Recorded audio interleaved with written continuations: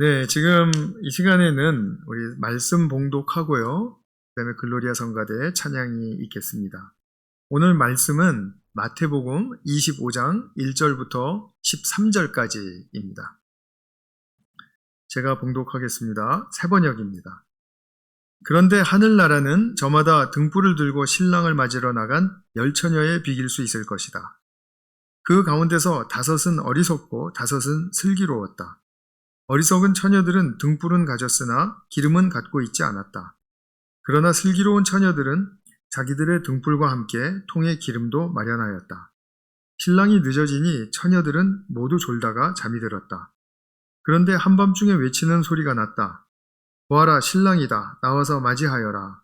그때 그 처녀들이 모두 일어나서 제 등불을 손질하였다. 미련한 처녀들이 슬기로운 처녀들에게 말하기를 우리 등불이 꺼져가니 너희의 기름을 좀 나누어다오 하였다. 그러나 슬기로운 처녀들이 대답을 하였다. 그렇게 하면 우리에게나 너희에게나 다 모자랄 터이니 안 된다. 차라리 기름 장수들에게 가서 사서 써라. 미련한 처녀들이 기름을 사러 간 사이에 신랑이 왔다.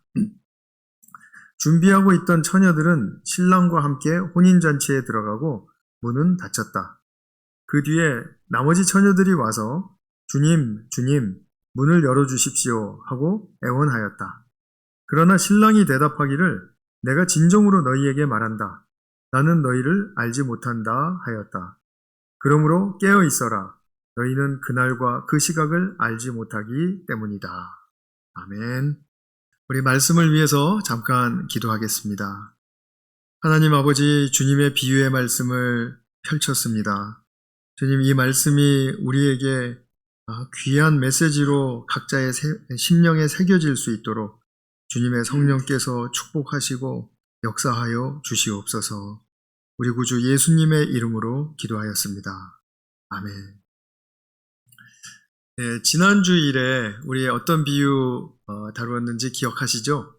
무화과 나무 비유 우리 함께 보았습니다. 이 무화과 나무 비유는 이스라엘 민족이 하나님의 뜻을 끝까지 잘 헤아리지 못하고 또 그것을 거역하는 그런 행동과 또 그런 상황에 대해서 하나님께서 심판하신다라는 그런 메시지가 있다고 말씀을 드렸습니다. 그 심판은 최종 심판이 아니라 현재적인 역사 속에서 일어나는 현재적인 심판이다 이렇게 말씀을 드렸죠. 그것의 포인트는 주께로 돌아오라라는 그런 주님의 강렬한 뜻을 갖는 것이라고 이렇게 말씀을 드렸습니다.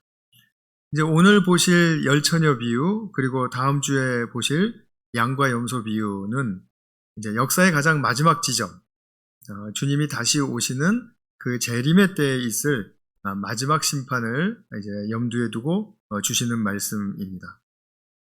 우리가 현재적인 심판 그리고 또 마지막 심판이 일어나고 있는 이 이제 역사 속에서 우리가 조금 더 구별해서 좀 볼 필요가 있습니다.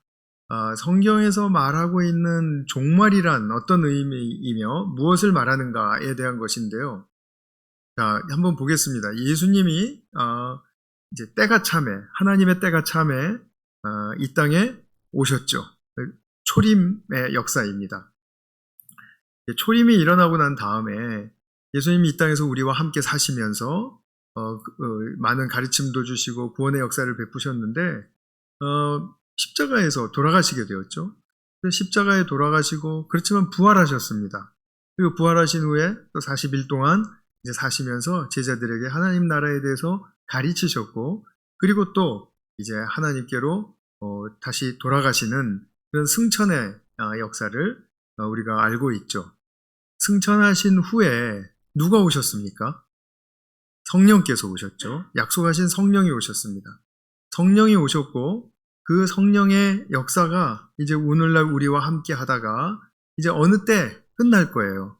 마지막에 예수님이 다시 오시는 그 재림의 때, 잠깐 보여드렸던 재림의 때가 이제 있을 것입니다. 이것도 또한 하나님의 예수님의 약속이세요. 예수님이 승천하신 후에 성령을 보내주셔서 성령 시대가 지속되게 되었는데 성령으로 말미암아 태동된 공동체가 있죠. 그래서 우리 교회라고 부릅니다.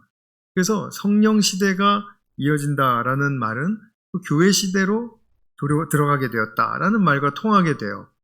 그래서 성령 시대, 교회 시대, 오늘날 우리 이 시대를 이제 특징 지어서 성경적인 관점에서 이렇게 이제 표현할 수가 있습니다. 그런데 우리가 종말이다라고 이야기하는 때는 많은 사람들이 재림의 때가 종말이라고 그렇게 자꾸 오해를 하는데, 사실은 예수님의 초림 때로부터 재림 때까지 이르는 그 긴 기간을 종말이라고 말합니다. 그래서 이 재림의 때는 마지막 심판이 있을 것인데, 그 마지막 심판이 있기까지 예수님의 초림 때로부터 우리는 종말이라고 부릅니다. 그러니까 우리는 종말이 시작한 지 2000년이 지난 이 시대를 살고 있는 거예요. 그러니까 종말의 시대 한 복판에 있습니다. 이것은 우리가 만들어낸 말이 아니라 예수님의 말씀을 쭉 정리를 해보면 이렇게 이제 종말을 정의할 수 있다는 것을 우리가 알게 되고요. 마지막 심판이 있기 전까지 역사 속에서 일어나는 지난주에 본 것 같은 무화과나무 심판 같은 것들은 이제 현재적인 심판이라고 우리가 그렇게 부를 수 있다라고 했죠. 그리고 인간의 역사는 이제 시작이 있었기 때문에 반드시 끝이 있습니다. 시작이 있으면 끝이 있는 법입니다.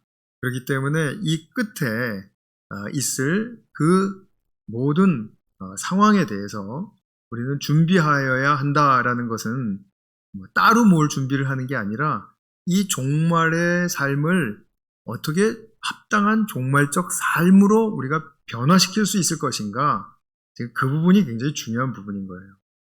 그래서 우리 삶 속에서 종말적인 삶을 잘 합당하게 살아내야 한다라는 그런 영적인 과제를 우리가 갖게 되는 것입니다. 이 최종 심판 때에는 이제 모든 운명이 결정이 되죠. 성도들에게도 이 최종 심판이 있습니다.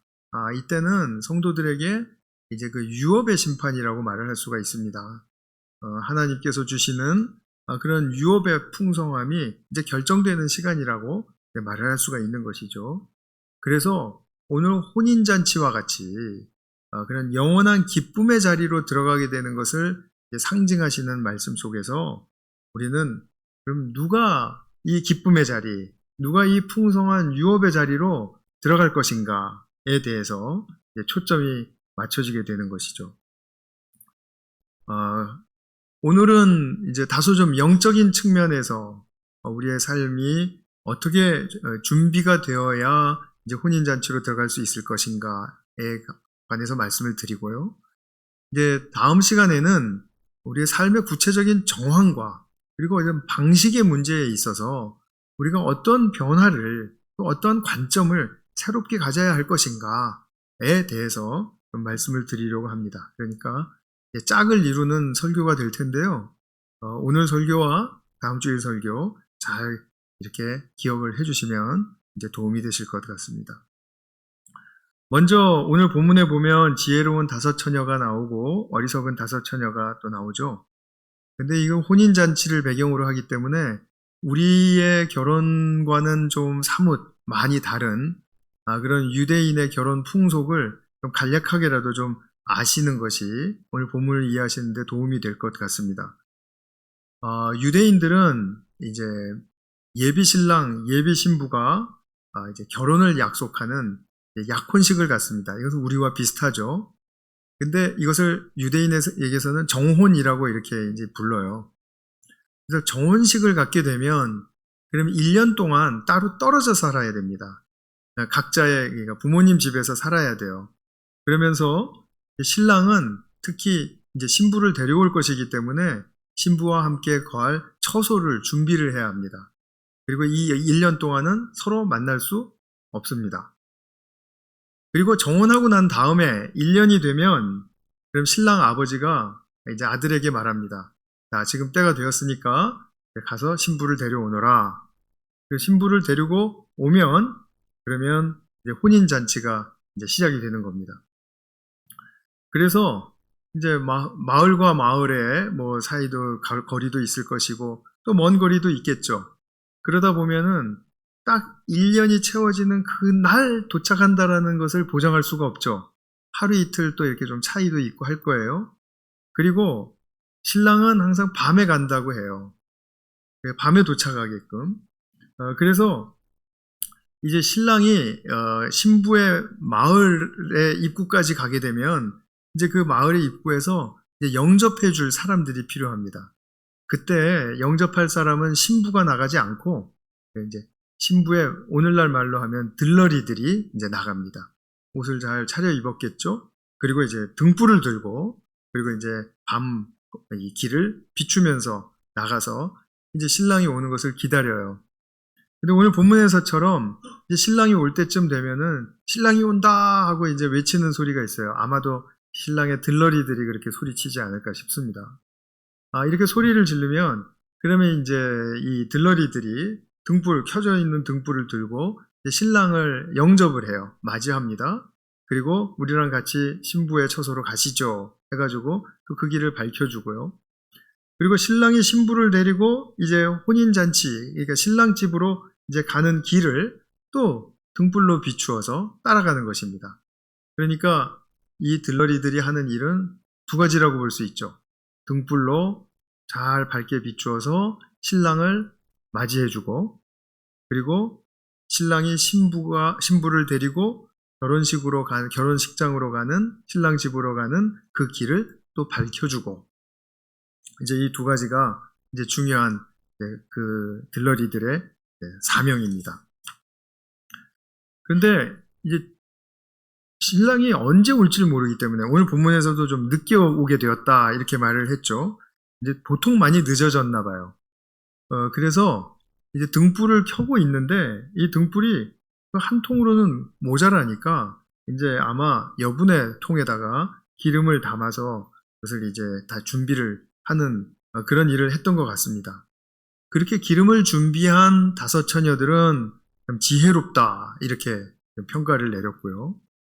이 준비가 없었던 우리 자매들, 처녀들은 어리석다라고 이렇게 이제 예수님이 말씀을 하셨습니다. 결국은 모든 걸 준비를 했어요.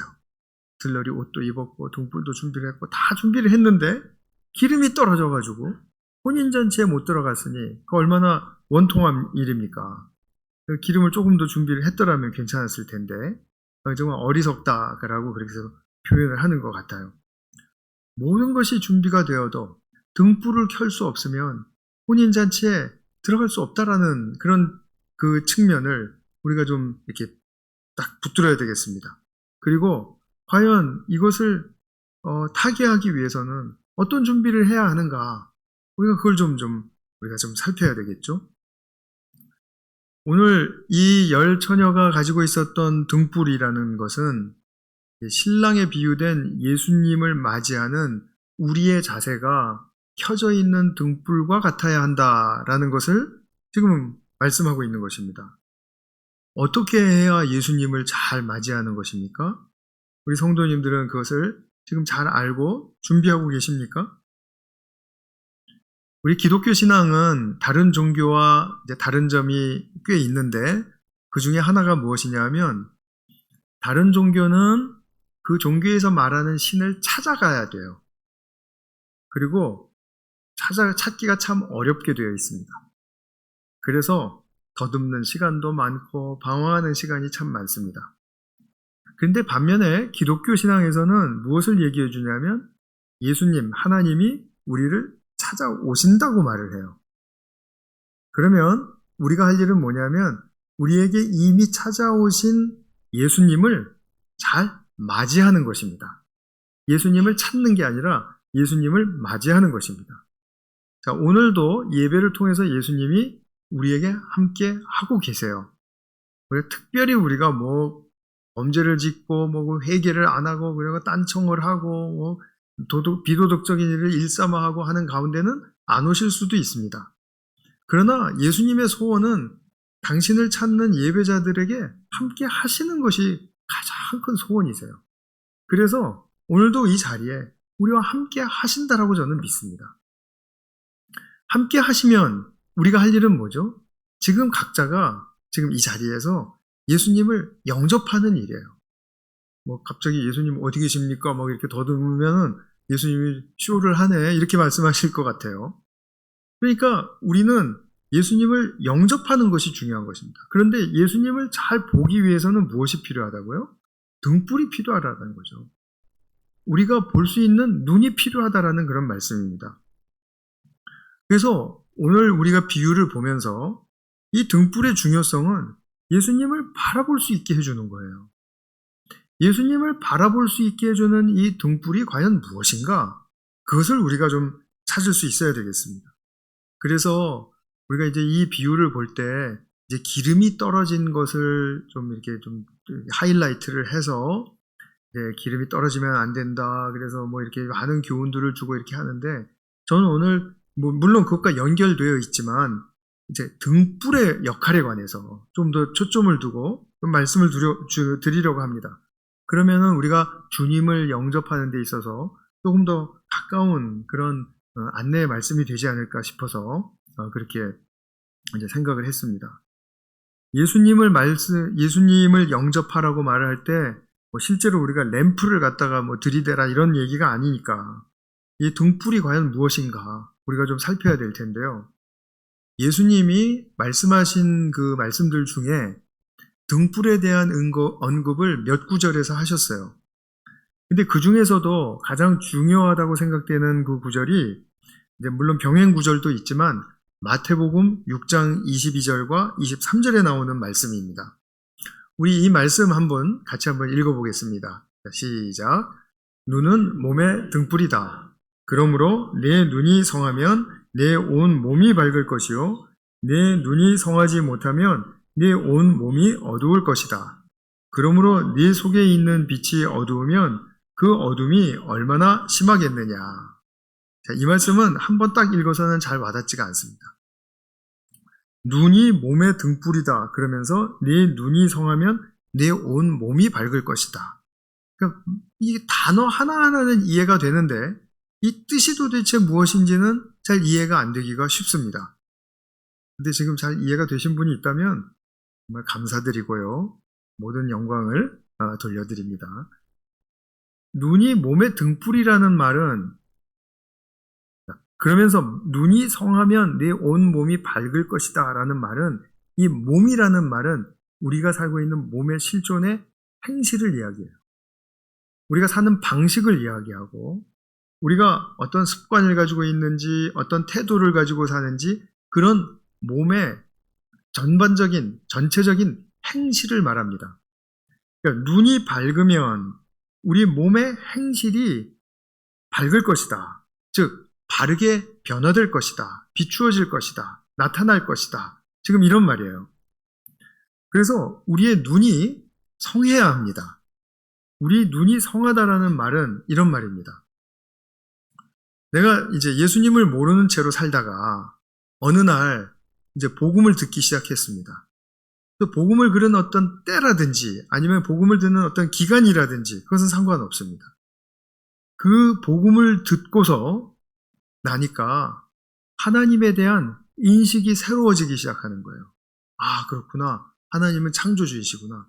아, 하나님은 우리를 구원할 이런 계획을 세우셨구나. 그래서 예수님을 보내셨구나. 이런 하나님에 대한 인식이 생기고 하나님의 성품이 어떠한 사랑이 어떠하신지 은혜가 어떠하신지를 자꾸 이렇게 알게 돼요. 그래서 인식하게 됩니다.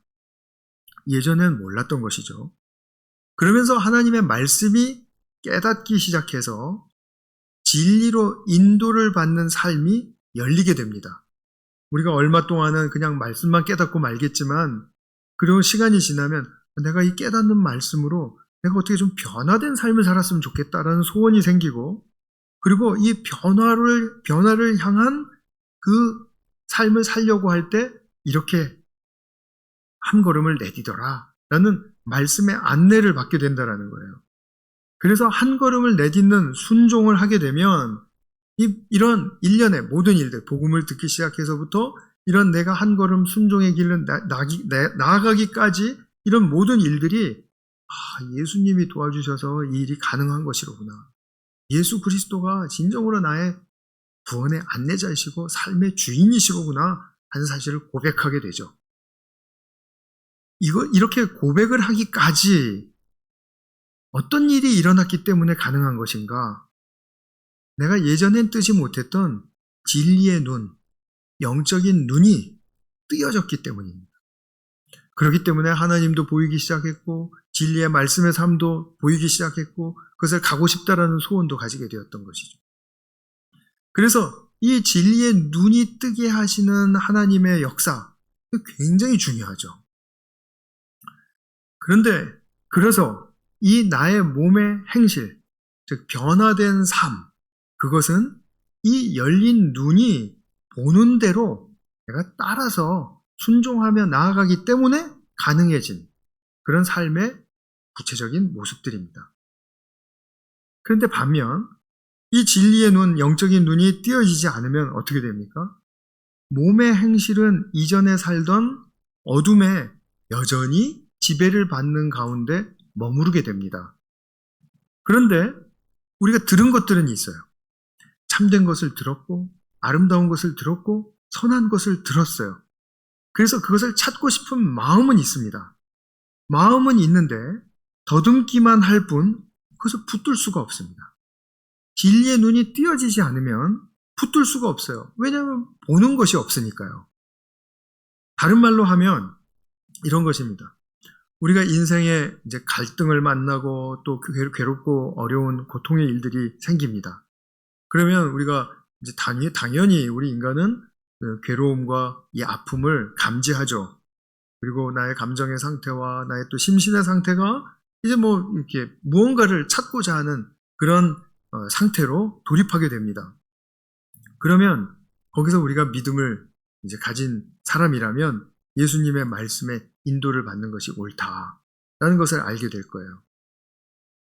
그런데 이 진리의 눈이 구체적으로 주님과 주님의 말씀을 붙들 수 있게끔 해주면 감사한데 그렇게 되지 못하는 덧없는 상태라면은 예수님의 말씀이 더욱이 멀리 느껴지게 되어 있습니다.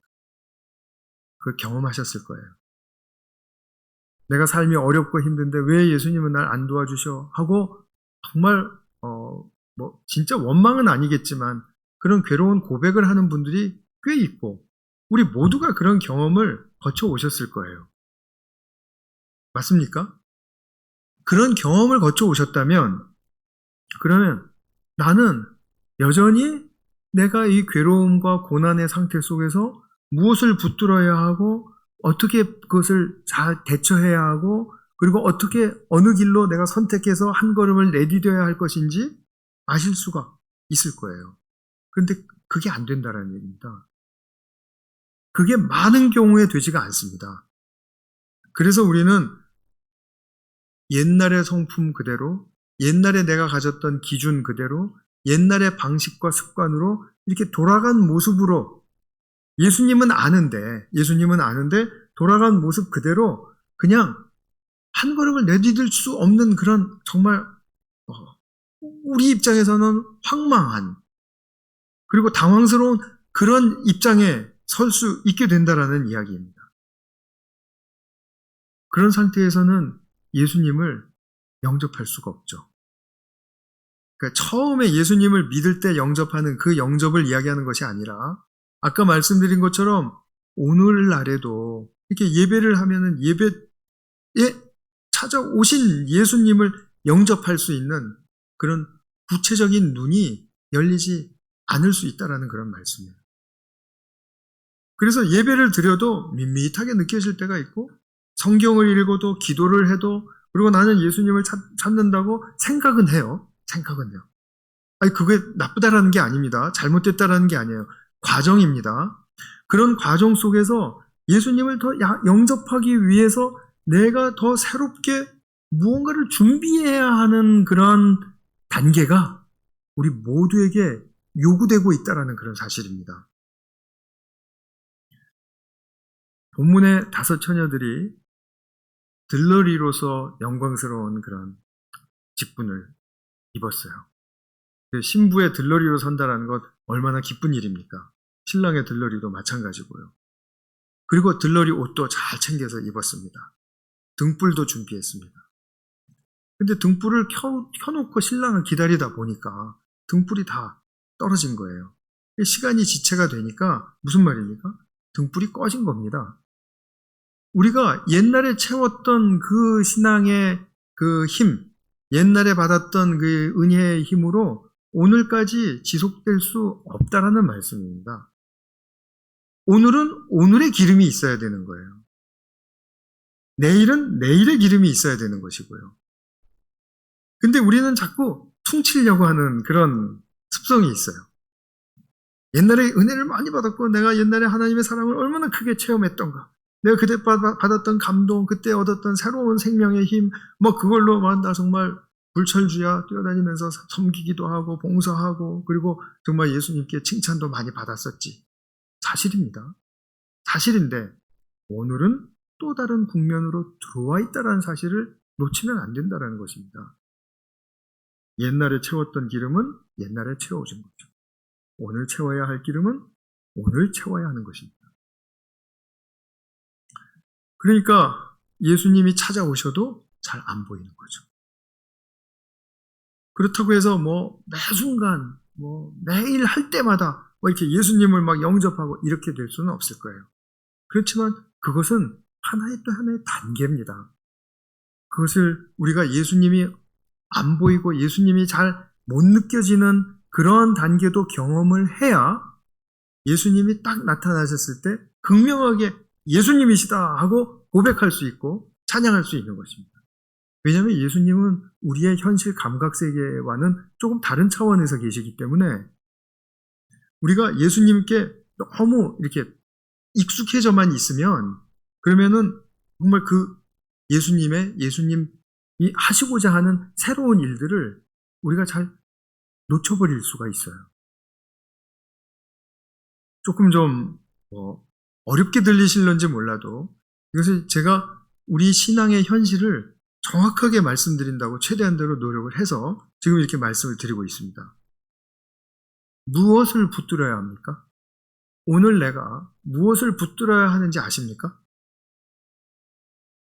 알기를 원하신다라는 겁니다. 알기를 원하신다라는 것. 우리 자신이 그러하다라는 거예요. 주님 맞을 준비를 한다고는 했습니다. 우리 다 하고 있습니다. 다 격려해주고 다 칭찬해주고 그래서 다 좋아요. 다 좋은데 결국 어둠에 빠지는, 어둠에 다시 돌아가는 그러한 우리의 상태가 있기 때문에 지금 꼭 우리는 그런 상태에서는 마법에 걸린 것 같은 그런 경험을 하게 된다는 겁니다. 나 예수님을 믿는데, 나 예수님을 지금 찾고 있는데, 오늘도 성경을 펼쳤고,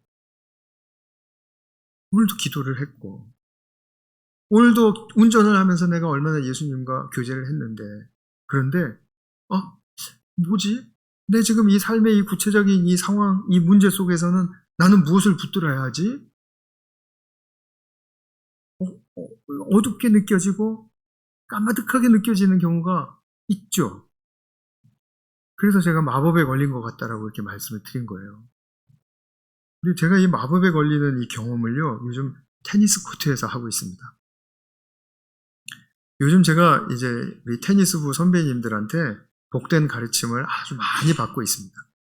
근데 그 가르침 중에 하나가 뭐냐면, 네트 앞에 섰을 때 99% 내게 공에 온다고 생각하고 준비하고 있으라는 그런 아주 귀한 말씀이에요. 그래서 그 말을 들으면 제가 준비를 합니다. 백집사님 제가 준비를 하거든요. 준비를 하는데 근데 문제는 뭐냐면 제게 오는 볼이 10개라면 8개, 9개를 못 쳐요. 참 답답할 노릇이죠. 준비한다고 했는데 제가 딴청하고 있는 거 아니거든요. 한다고 했는데 오늘 본문을 읽으면서 느꼈습니다. 어리석은 5 처녀들 같다. 이게 뭐가 문제입니까? 제가 그걸 알아내야 되는 거예요. 그걸.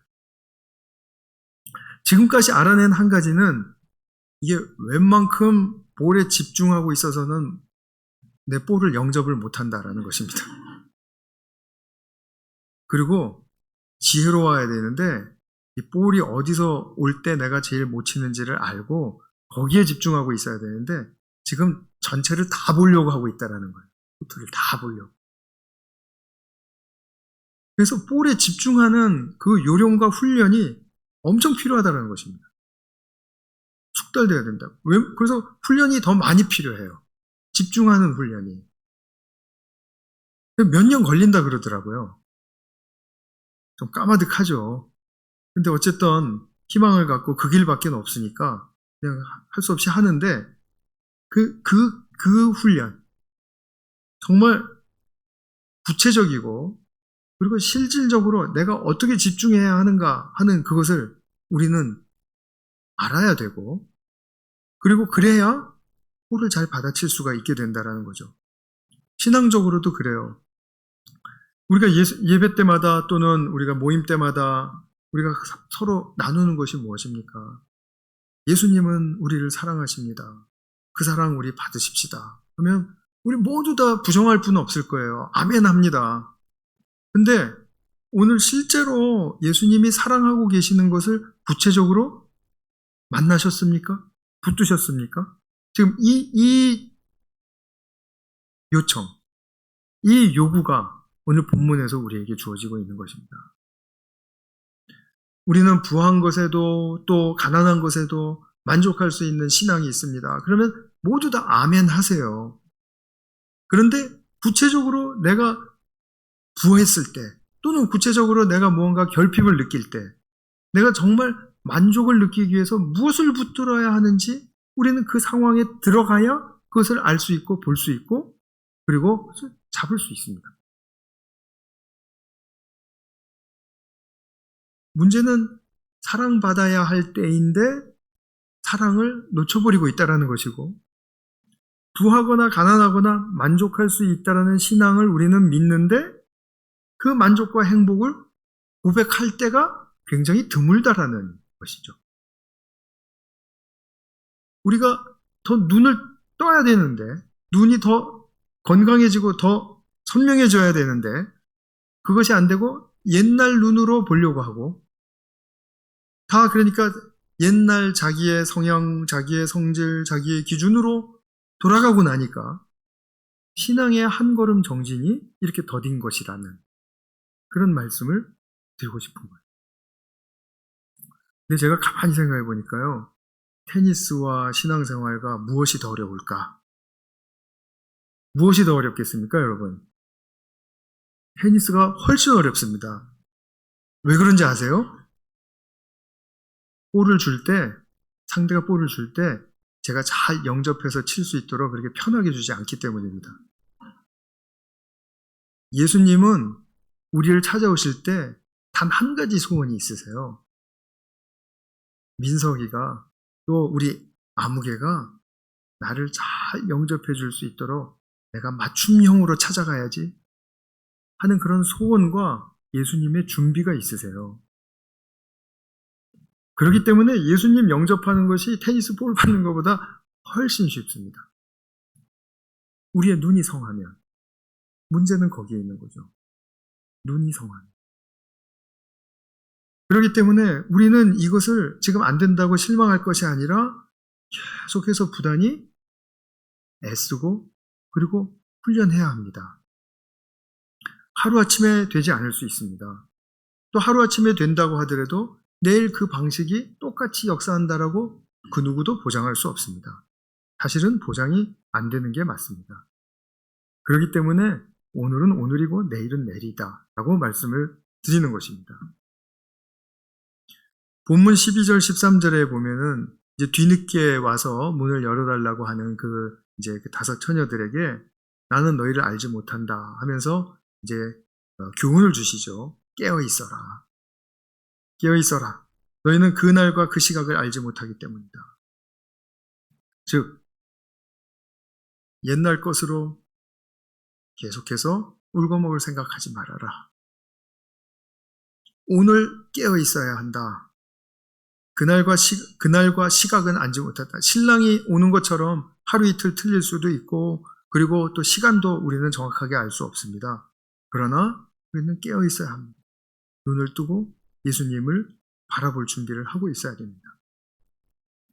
그날과 그 시각을 알지 못하기 때문에 우리가 항상 준비되어야 한다는 것. 그래서 매일의 영적인 훈련이 필요하다는 것입니다. 성경을 5분을 펼치시든지 15분을 펼치시든지 상관없습니다.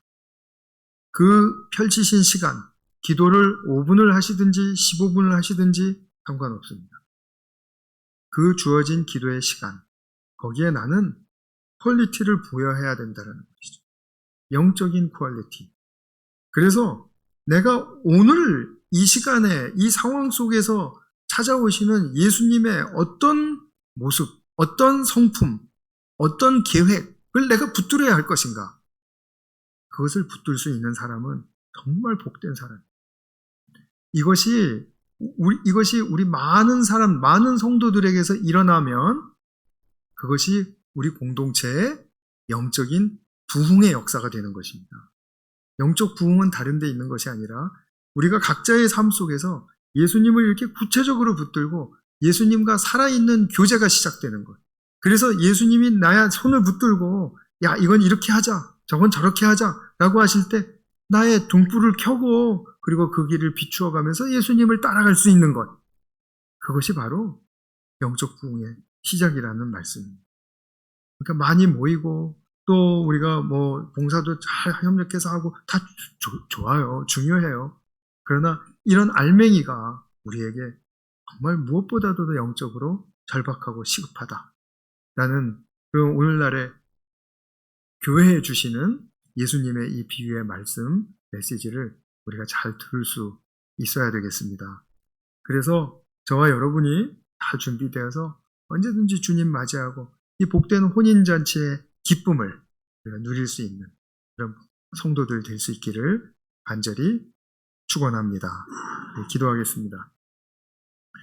하나님 아버지 감사합니다. 주님께서 우리에게 주신 이 복된 메시지 정말 잘 새기고 우리의 삶에 잘 역사하여 주시기를 간절히 소망합니다.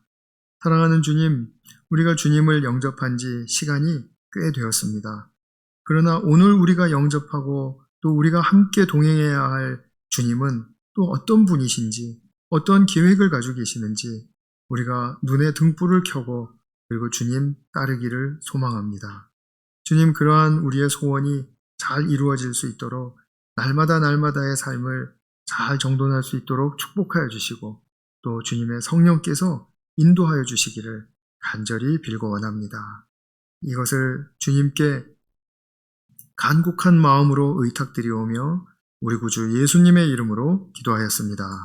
아멘.